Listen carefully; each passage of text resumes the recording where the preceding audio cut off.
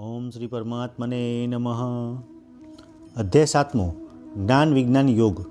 શ્રી ભગવાન બોલ્યા, હે પાર્થ, મારામાં આસક્ત મનવાળો, મારા આશ્રયવાળો તથા યોગાભ્યાસ કરતો મને જે પ્રકારે સંચાવીને સંપૂર્ણપણે તું જાણીશ તે સાંભળ। હું તને વિજ્ઞાન સહિત આ જ્ઞાન સંપૂર્ણ કહીશ કે જે જાણ્યા પછી આ લોકમાં બીજું વિશેષ જાણવા જેવું બાકી રહેતું નથી। હજારો મનુષ્યોમાં કોઈક જ સિદ્ધિ માટે યત્ન કરે છે અને યત્ન કરી સિદ્ધ થયેલાઓમાં પણ કોઈ જ મને સત્ય સ્વરૂપે જાણે છે। પૃથ્વી, જળ, અગ્નિ, વાયુ, આકાશ, મન, બુદ્ધિ અને અહંકાર એમ 8 પ્રકારે મારી પ્રકૃતિ વહેંચાયેલી છે। આ મારી પ્રકૃતિ અપર છે, પણ હે મહાભાવો, આથી બીજી મારી પર ચેતન પ્રકૃતિને તું જીવનરૂપ જાણ કે જેના વડે આ જગત ધારણ કરાય છે।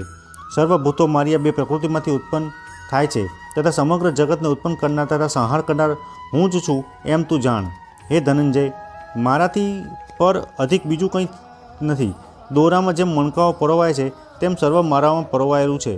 હે કુંતીપુત્ર, જળમાં હું રસ છું, ચંદ્ર અને સૂર્યમાં હું તેજ છું, સર્વ વેદોમાં હું પ્રણવ ઓમકાર હું છું, આકાશમાં શબ્દ અને પુરુષોમાં પુરુષોત્તમ હું છું, પૃથ્વીમાં પવિત્ર ગંધ અને અગ્નિમાં તેજ હું છું, સર્વ પ્રાણીઓમાં જીવન અને તપસ્વીઓમાં તપ હું છું।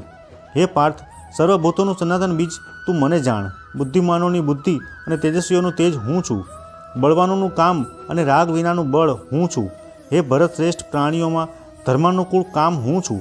વળી જે સાત્વિક, રાજસ અને તામસ ભાવો છે તેઓ મારાથી જ ઉત્પન્ન થયેલા છે એમ તું જાણ। હું તેઓમાં નથી, પરંતુ તેઓ મારામાં છે। સમગ્ર જગત આ 3 ગુણવાળા ભાવોથી મોહ પામેલું છે। તેઓથી પર અને વિકાર રહિત મારા સ્વરૂપને તું જાણતું નથી, કેમ કે મારી આ ત્રિગુણમય દેવી માયા તરવી કઠિન છે। જેઓ મારે જ શરણે આવે છે તેઓ જ માયાને તરી જાય છે। માયાએ જેમનું જ્ઞાન હરી લીધું છે તે મૂઢ, પાપી અને આસુરી ભાવનો આશ્રય કરનારા અધમ પુરુષો મારે શરણે આવતા નથી। હે ભરત શ્રેષ્ઠ અર્જુન, 4 પ્રકારના પુણ્યશાળી મનુષ્યો જે મને ભજે છે, આર્ત, દુઃખી, જિજ્ઞાસુ, ધનની ઈચ્છાવાળો અને જ્ઞાની, તેઓમાં સદા મારામાં પરોવાયેલો અને કેમ કે અનન્ય ભક્તિવાળો જ્ઞાની ઉત્તમ છે, કેમ કે જ્ઞાનીને હું અત્યંત પ્રિય છું અને તે મને અત્યંત પ્રિય છે। એ બધાએ ઉત્તમ છે, પરંતુ જ્ઞાની તો મારો આત્મા જ છે એવો મારો મત છે, કેમ કે તે એકાગ્ર ચિત્તવાળો સર્વોત્તમ ગતિરૂપ મને જ આશ્રય કરી રહ્યો છે। બહુ જન્મોને અંતે આ બધું વાસુદેવ જ છે એવો જ્ઞાનવાળો જ્ઞાની મને પામે છે। તેઓ મહાત્મા મળવો દુર્લભ છે। જુદી જુદી કામનાઓ વડે હરાયેલા જ્ઞાનવાળા અને પોતાની પ્રકૃતિ વડે બંધાયેલા મનુષ્યોને જુદા જુદા નિયમોનો આશ્રય કરીને બીજા દેવતાઓને શરણે જાય છે।